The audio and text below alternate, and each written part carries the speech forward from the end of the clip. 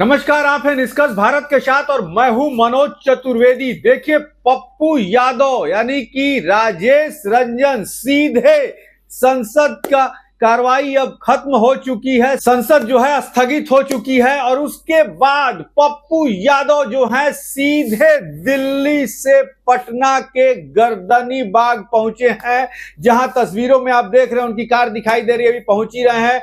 क्या उन्होंने कहा यह भी हम सुनवाएंगे आपको, लेकिन सीधे एयरपोर्ट से गर्दनी बाग पहुंचे हैं। बीपीएससी के अभ्यर्थी जो सत्याग्रह पर बैठे हैं उनसे मिलने के लिए। तस्वीरें देख रहे हैं आप। पप्पू यादव ने बहुत बड़ा हमला नीतीश सरकार और बीपीएससी के चेयरमैन पर किया है। उन्होंने कहा है कि छात्रों के साथ न्याय तो होना ही चाहिए और उसके साथ ही बीपीएससी के चेयरमैन से लेके तमाम अधिकारियों के संपत्ति की जांच भी कराने की मांग उन्होंने रख डाली है। कहा कि जुडिशियरी इंक्वायरी इस पर होनी चाहिए।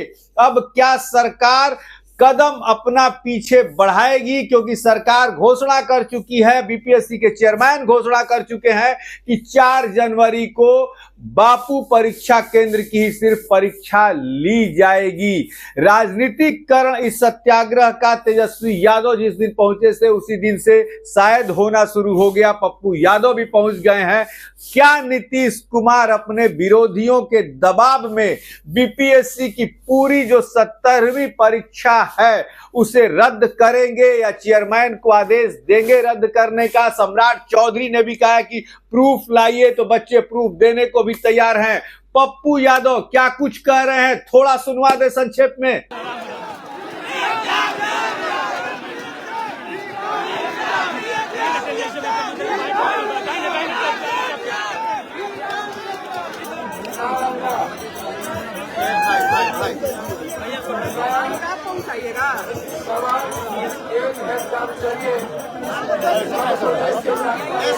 ऐसे करता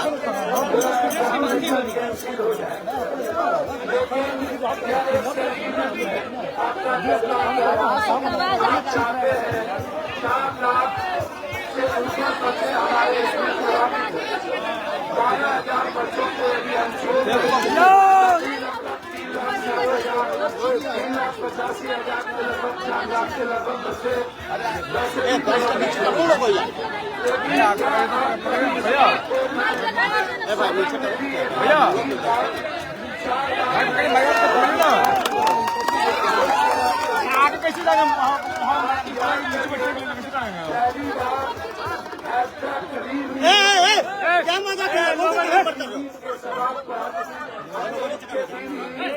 हमने इस देश को एक संदेश दिया था कि देश की युवा क्या चाहती है। देश का युवा लोकसभा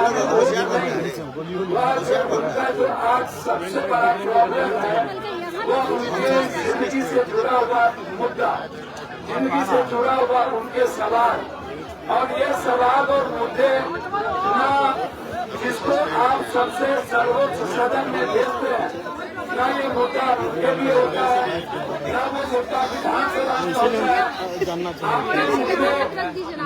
पानी के बुलबुले के तरफ होता है और फिर बहुत ही सेकेंड में वो बुलबुला ठंडा पड़ जाता है। आज बात एक घटना नहीं है और मैं बार बार कहता हूँ कि देखना क्वेश्चन लीक और तब बंद होगा। हमारे इसमें न तो कोई जात है, न धर्म है, न दल है, न पार्टी है।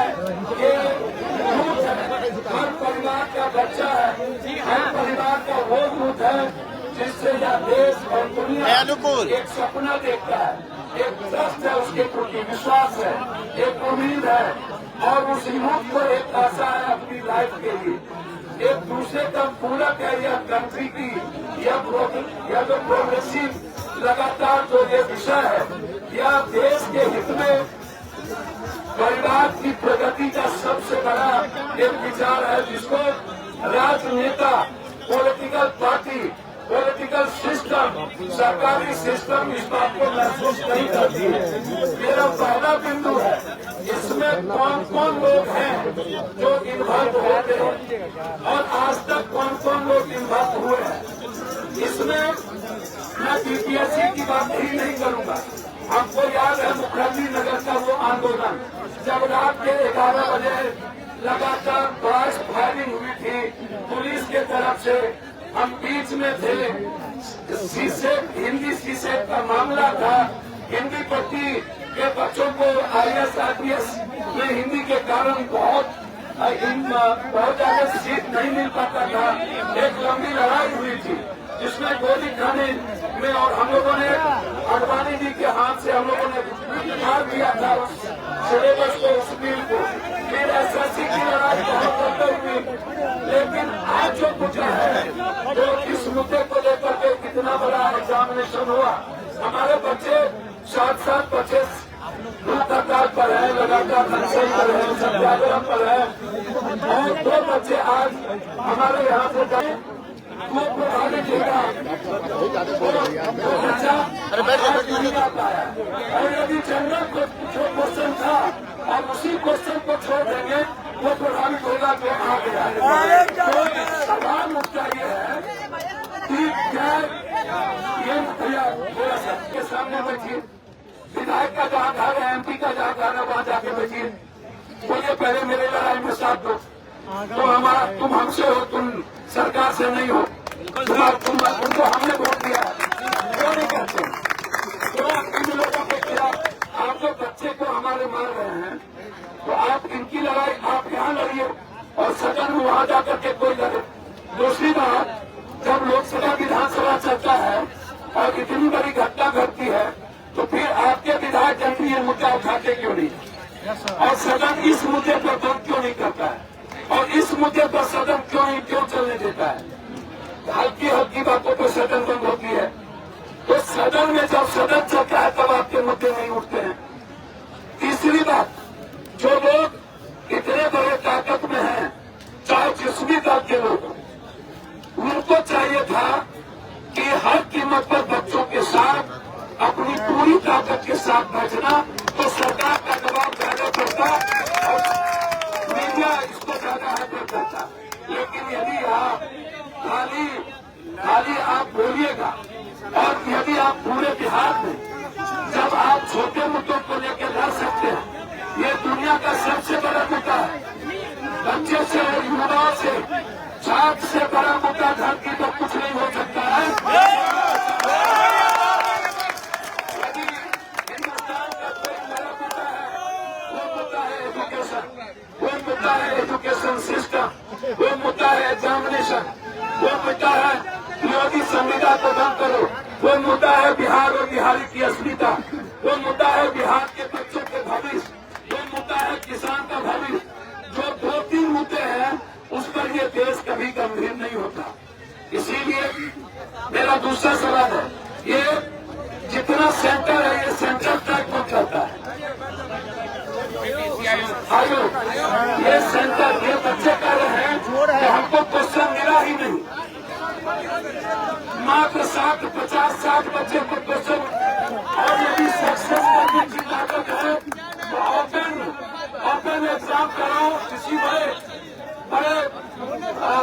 हॉल में, और उसका CCTV बाहर करो, जो दुनिया देखे तुम्हारे एग्जामिनेशन को। जितना तो जहाँ एग्जाम हुआ, चाहे गया में हुआ, गया में लोग स्पीकर लगा करके क्वेश्चन दे दिया, महाराज की स्थिति वही हुई। तो एक सेंटर पर 12,000 का सवाल नहीं है। मैं डिप्टी CM क्या बोला दिल्ली में, तो टेक्निकल मामला है।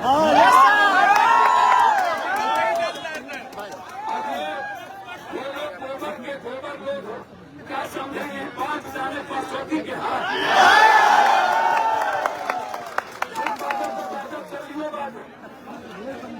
और ये लोग अवकाश दिखाते हैं, इनको पता ही नहीं है कि जनता जिस दिन चाहेगी औकात बता देगा। साफ बात में ये बिहार फंसा हुआ इसीलिए ना, हम तो डरते नहीं। इसीलिए मैं आपको वचन देता हूँ, मैं सरकार को कट्टी में कम दे रहा हूँ। यदि सरकार निर्णय नहीं लेगी तो कल से पप्पू यादव PPSC के आगे बैठे।